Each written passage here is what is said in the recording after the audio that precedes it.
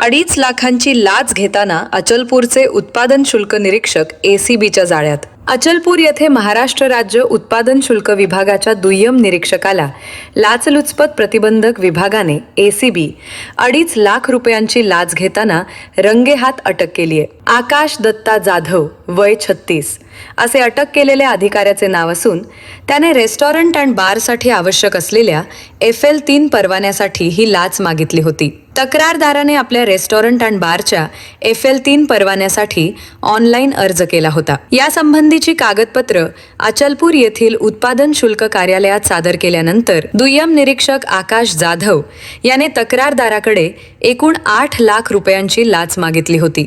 यामध्ये स्वतःसाठी 3 लाख आणि वरिष्ठांसाठी 5 लाख रुपये अशी मागणी होती। तक्रारदाराला लाच देण्याची इच्छा नसल्याने त्यांनी 12 ऑगस्ट 2026 रोजी नागपूर येथील एसीबी कार्यालयात लेखी तक्रार दाखल केली। या तक्रारीच्या आधारे 24 ऑगस्ट 2026 रोजी पंचांसमक्ष पडताळणी करण्यात आली। तडजोडीअंती आरोपी आकाश जाधव याने स्वतःसाठी 2.5 लाख रुपये स्वीकारण्यास सहमती दर्शवली। त्यानुसार अचलपूर येथील उत्पादन शुल्क कार्यालयातील त्याच्याच कक्षात सापळा रचण्यात आला आणि लाच स्वीकारताच एसीबी पथकाने त्याला ताब्यात घेतले। या प्रकरणी परतवाडा पोलीस स्टेशन येथे गुन्हा नोंद करण्याची प्रक्रिया सुरू आहे। लाचलुचपत प्रतिबंधक विभाग नागपूरचे पोलीस अधीक्षक दिगंबर प्रधान, अपर पोलीस अधीक्षक माधुरी बावेस्कर आणि विजय माहुलकर यांच्या मार्गदर्शनाखाली पोलीस निरीक्षक राहुल चव्हाण, पोलीस निरीक्षक राजकिरण येवले आणि त्यांच्या पथकाने